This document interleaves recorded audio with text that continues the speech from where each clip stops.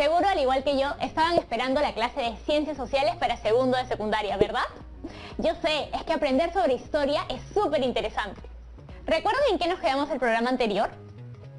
Exacto, estábamos viendo las acciones de Titu Yupanqui, el general de Manco Inca que cercó Lima para poner en jaque a los españoles. Pero no olvidemos lo más importante, las causas que dieron origen a esta rebelión. Hoy retomaremos con el cerco de Lima y lo que sucedió después. Toma nota de las fuentes históricas que se usaron para reconstruir esta parte de la historia. Y no te olvides de enfocarte en las causas que originaron esta rebelión y sus consecuencias. Ahora sí, no esperemos más y comencemos con un episodio de Sucedió en el Perú. Ahí va el video.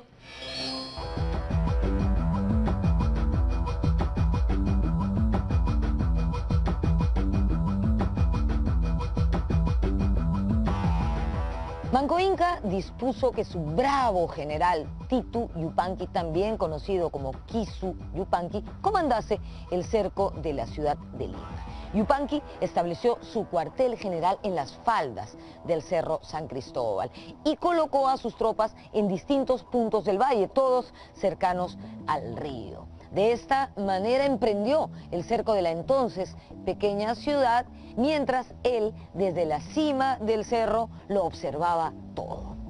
Claro, yo supongo que ese día no había esta neblina, ¿no? Porque si no hubiera sido bien difícil observar lo que estaba pasando.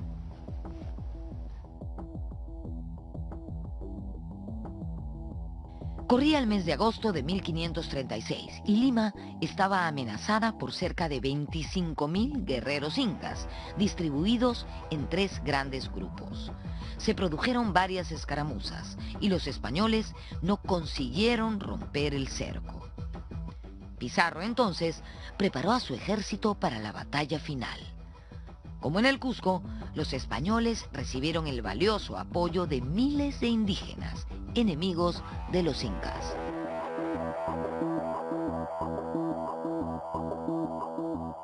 Los eventos finales se dan justamente cuando los españoles llegan a tomar el Cerro San Cristóbal, donde estaban, si se quiere, replegados los representantes del dominio incaico, porque no hay que olvidar que en el cerco de Lima actuaron incas, grupos étnicos de la región que apoyaban a los incas, pero también al lado de los españoles estaban los huancas, que apoyaron más bien a los españoles por una razón básica, que era el parentesco de Pizarro con una importante mujer de la élite de los huancas.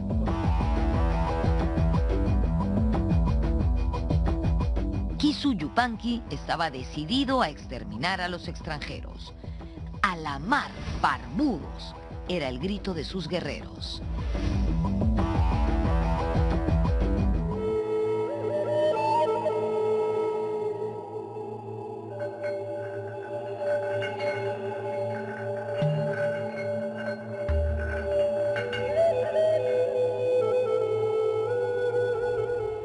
La ciudad estaba casi desierta cuando llegaron los indios desde el Rímac, que en ese entonces se llamaba Barrio de Santana. El sangriento enfrentamiento se produjo más o menos donde yo estoy en este momento, en el actual Jirón Ancash, a la espalda de Palacio de Gobierno. Cuentan las crónicas que Titu Yupanqui luchaba desde su litera y en pleno combate fue alcanzado por una lanza que le atravesó el pecho. Cuentan las crónicas también que, muerto Titu Yupanqui, los indios comenzaron a retirarse. Se puede discrepar de eso, pero lo cierto es que Titu Yupanqui murió y que el cerco de Lima fracasó principalmente debido a los refuerzos de indios que recibió Pizarro de diversas partes, pero sobre todo de Huaylas. Recordemos que Francisco Pizarro estaba casado con Inés Huaylas, cuya madre era la señora de Huaylas, Contarhuacho. En ese caso, la suegra sí que le dio una ayudita al yerno.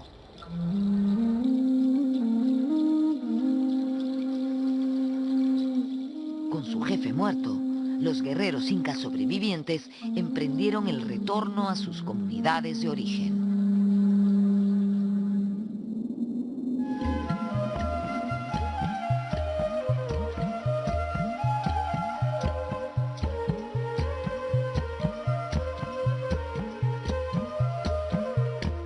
Estamos en Puruchuco, zona arqueológica ubicada en el distrito de Ate.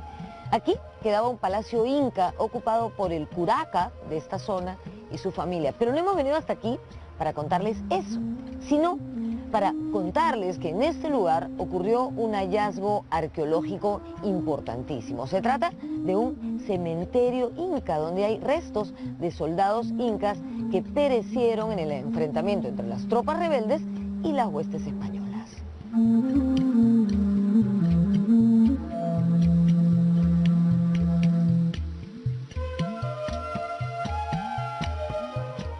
¿Y por qué decimos que fue un hallazgo arqueológico importantísimo? Porque estos fueron los primeros y únicos restos de soldados incas muertos en la Guerra de la Conquista que se han encontrado hasta el momento. Son cráneos de muchachitos entre 18 y 22 años que tienen perforaciones de proyectiles de armas de fuego españolas. Recordemos que en esta guerra Pizarro tuvo de aliados a los indios huaylas, pero no solamente a ellos, sino también a indios de otras zonas de Lima, como Surco, Caraballo y Lurigancho.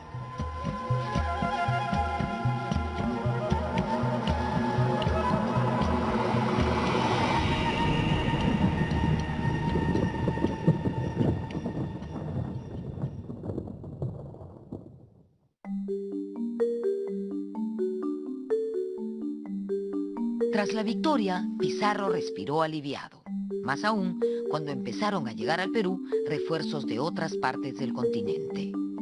Mientras tanto, en el Cusco seguían los enfrentamientos. Hernando Pizarro intentó sin éxito capturar a Manco Inca. En la refriega era muy llamativa la rivalidad de algunos pueblos con los incas. Un caso notable era el de los huancas, del Valle del Mantaro, frente a los cuales Manco entabló una guerra a muerte. Años después, ellos solicitarían ante la Audiencia de Lima y luego ante el rey de España beneficios por los favores prestados a la causa hispana en las guerras de conquista. En el Cusco, los combates eran cada vez más reñidos. Manco Inca montaba a caballo y usaba armas de fuego. Ambas cosas arrebatadas a los españoles.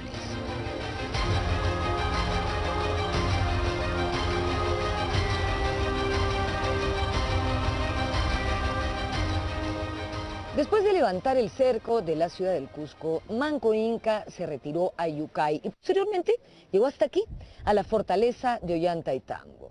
Los españoles decidieron ir a su encuentro y capturarlo, y para ello organizaron una gran fuerza militar. Esta expedición estuvo a cargo de los hermanos Hernando y Gonzalo Pizarro.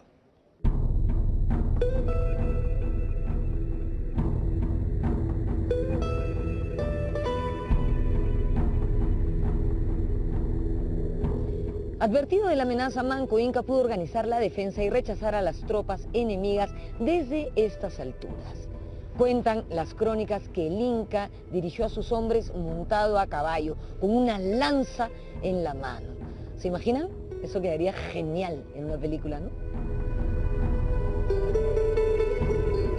A pesar de haber puesto en aprietos a la administración española, Manco Inca era el soberano de un imperio en ruinas. La guerra no daba tregua para la siembra, los depósitos estaban saqueados y la tropa empezaba a sentir hambre. En el sur, las fuerzas rebeldes fueron derrotadas y pereció el sumo sacerdote. Además, la alta dirigencia cusqueña seguía mostrando grietas. Pauyu Inca, hermano de Manco Inca, estableció una alianza con Diego de Almagro. Pauyu Inca era un hermano de Manco Inca. Él viajó con Diego de Almagro a Chile y volvió con Diego de Almagro. Y luego que Manco Inca fracasa en su rebelión, Pauyu Inca se alía con los españoles. Lo coronan, Almagro lo corona como nuevo Inca, entendiendo, digamos, a los incas como una monarquía más de estilo europeo. Coronan, lo vuelven Inca, le ponen la Mascaipacha en algún momento, y él se vuelve el nuevo Inca del territorio. Entonces hay un momento en el que hay dos incas, en realidad el Inca rebelde, que es Manco Inca, y el Inca aliado de los españoles, que es Pauyu Inca. Pero yo creo que Pauyu Inca refleja el sentir de un conjunto de la población incaica, que era que los españoles no podían ser vencidos, no podían ser expulsados, que ellos estaban ahí y no se iban a retirar. Entonces lo más práctico para él probablemente era una alianza con ellos, de tal manera que él pudiera mantener un poder en el territorio, ser un inca, pero ya un inca no como en los tiempos antiguos, sino esto más bien sería un inca que comparte su poder con las nuevas autoridades españolas.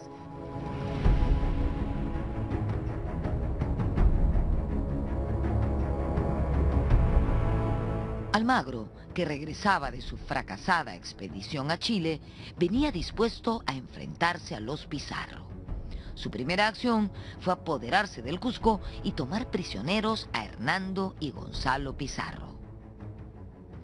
Manco Inca no tuvo más remedio que licenciar a gran parte de sus exhaustas tropas y retirarse a Vilcabamba. Vilcabamba se ubica en la ceja de selva, al noreste del Cusco, entre los ríos Urubamba y Arequipa.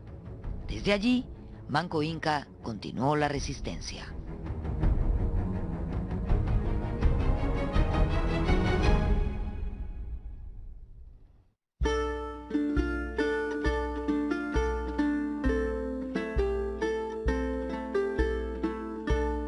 Vilcabamba es una ciudad grande, estamos hablando de 15 hectáreas aproximadamente que están cubiertas por la selva.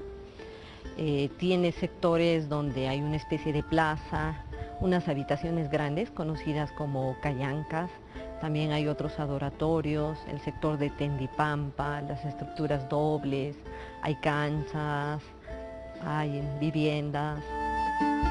Replegarse en Vilcos y luego en Vilcabamba supone, digamos, generar un espacio donde él desarrolla, digamos, poder, dominio sobre los grupos nativos lugareños, donde desarrolla culto al sol, pero vuelve al culto original, a Punchao.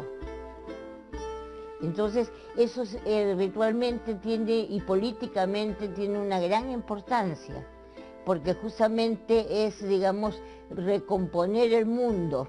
O sea, el mundo se había puesto al revés, se estaba produciendo un caos. Manco Inca se va a este mítico lugar llamado el Vilcabamba, y en el Vilcabamba lo que hace Manco Inca es organizar un conjunto de pequeñas hostilidades contra los españoles, van atacando de a poco, roban algunos elementos, armas, caballos, etc. Una especie de guerra de guerrillas. Durante 8 años, Manco Inca dirigió en Vilcabamba una suerte de estado independiente y en 1544 fue asesinado por un soldado almagrista refugiado en ese lugar. Se convirtió desde el principio en refugio de, digamos, gente que podríamos llamar marginal, que por una u otra razón quiere retirarse por escapar de la autoridad, por hacerse de un pasado que le resulte provechoso, por beneficios directos, etc. Y tenemos allí a mestizos y a españoles que están refugiados en Vilcabamba, y Diego Méndez, que es el que mata a Manco Inca, aparentemente había sido seguidor de Almagro. Existen dos versiones, las más conocidas, ¿no? Que uno fue acuchillado por detrás por un grupo de españoles que se refugiaron después del conflicto que hubo entre los pizarristas y los almagristas. Y otro es que fue golpeado por estos mismos en la sien, ¿no? Tenían una especie de juego con bolos y lo golpearon en la sien.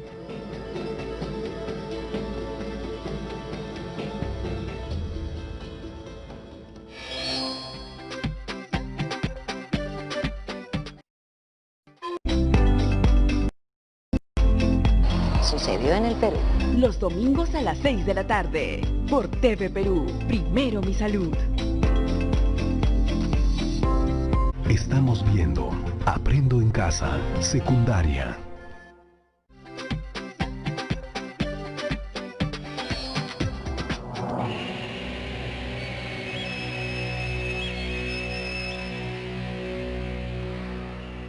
La trágica muerte de Manco Inca significó un duro golpe para la lucha de reconquista, que nunca más logró la dimensión alcanzada entre los años 1536 y 1538.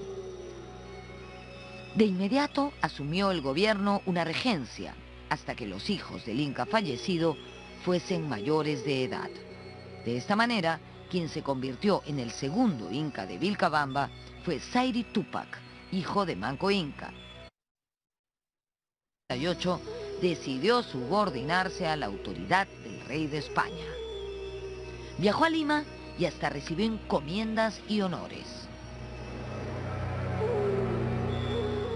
De Sayri Tupac, también el hijo mayor de Manco Inca, el que le sucedió una vez que falleció Manco Inca. Estuvo él muy poco tiempo en el gobierno, generalmente estuvo en contacto con los españoles, con el gobierno español, y bueno, finalmente le dieron su encomienda en Yucay, en el Valle Sagrado. Sayri Tupac falleció muy joven, en 1560. En su reemplazo, asumió el gobierno Titu Cusi Yupanqui.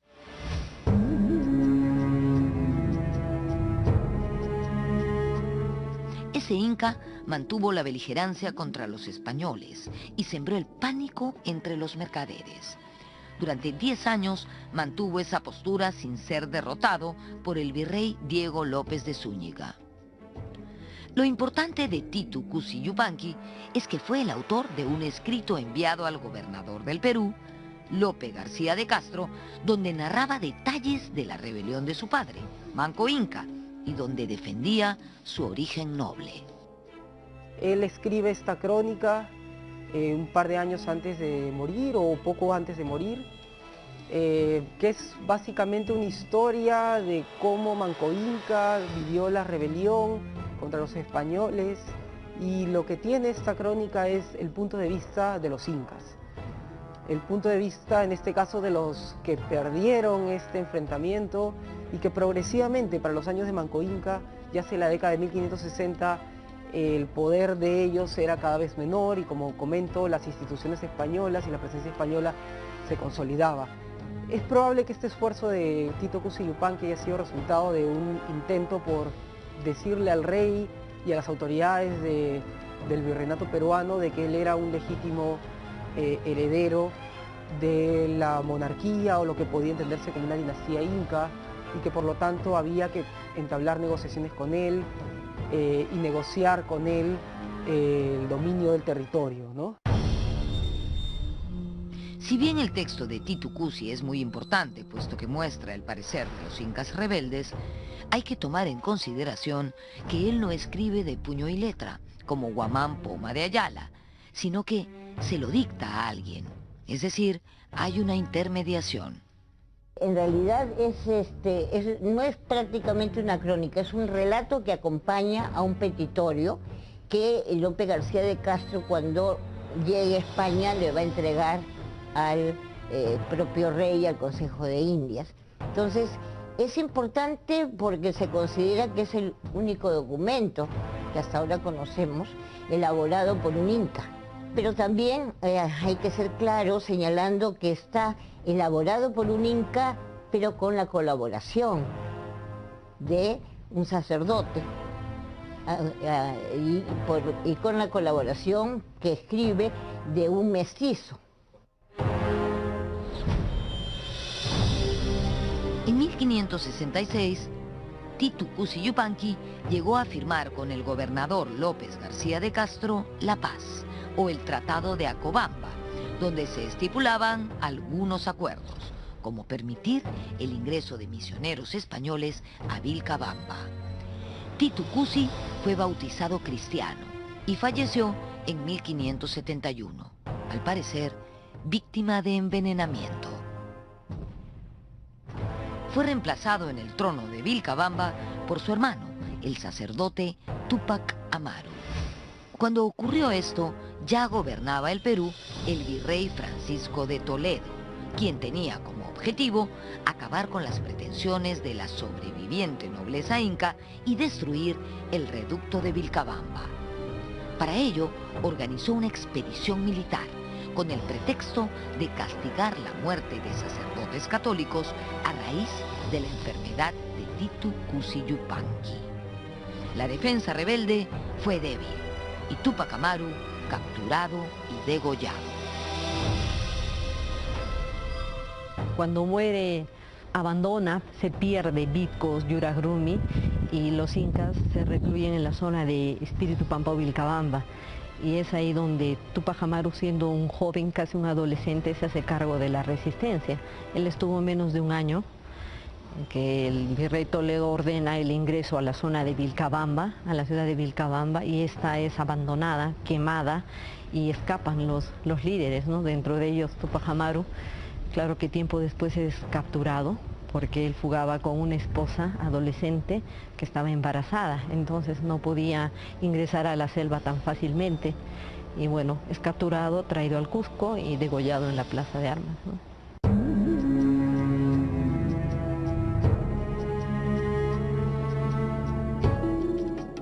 Túpac Amaru fue capturado y conducido hasta el Cusco, hasta esta plaza, descalzo, encadenado con una cadena de oro. Él se negó a hablar con el virrey de Toledo por considerarlo un yanacona, es decir, un sirviente del rey de España. Fue condenado a muerte por traición a la corona española. Finalmente fue ejecutado aquí. Fue decapitado en septiembre de 1572. Eso sí, el Inca afrontó serenamente su fatal destino.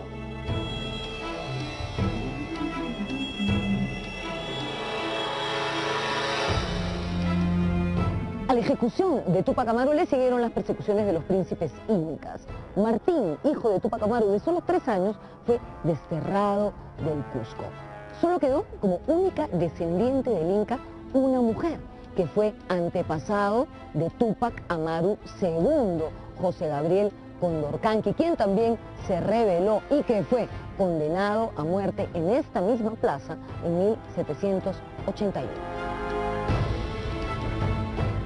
La ejecución del último de los incas rebeldes, ordenada por el virrey Toledo, no fue vista con buenos ojos por el rey de España. El inca Garcilaso escribió que cuando Toledo regresó a España, el rey Felipe II le increpó: váyase a su casa, no lo he enviado al Perú para que mate reyes, sino para que sirva a reyes. La ejecución de Túpac Amaru significaba que si se había hecho de manera inconsulta, como aparentemente fue, en realidad no estaba en las instrucciones que se le dieron a Toledo. A Toledo le dieron instrucciones de pacificar, de procurar que salgan los incas de Vilcabamba, que se termine con esa, digamos, con ese refugio de un sector de la élite, porque la otra parte de la élite estaba en Cusco, en convivencia con los españoles, naturalmente. Pero no hay una orden de ejecutar al Inca, y por lo tanto eso no le convenía ni al rey ni al Consejo de Indias, y efectivamente en el juicio de residencia a Toledo se le considera un demérito y se le llama la atención por esa acción, ¿no?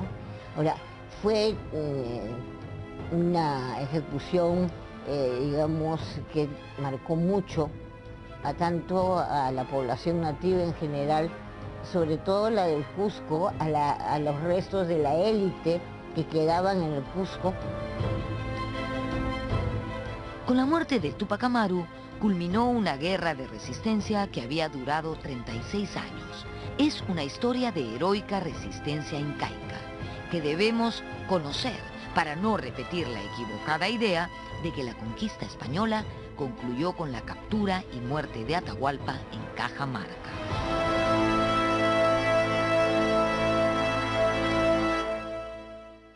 Después de la muerte de Túpac Amaru, ocurrida aquí en el Cusco, se empezó a difundir un mito en los Andes y ha entrado el siglo XVII, el mito de Incarri. Incarri, hijo del sol, fundador del Cusco y creador de todas las cosas que existen en el mundo. Incarri fue apresado y decapitado y su cabeza fue enterrada aquí, en esta ciudad. Sin embargo, el mito cuenta que su cabeza sigue viva, mientras su cuerpo se reconstituye debajo de la tierra. Cuando eso ocurra, Uncarri volverá a restituir el orden del mundo. ¿Qué creen ustedes? ¿Habrá alguien capaz de restituir el orden en este mundo en el que vivimos? Ojalá, ¿no? Nos vemos en la próxima.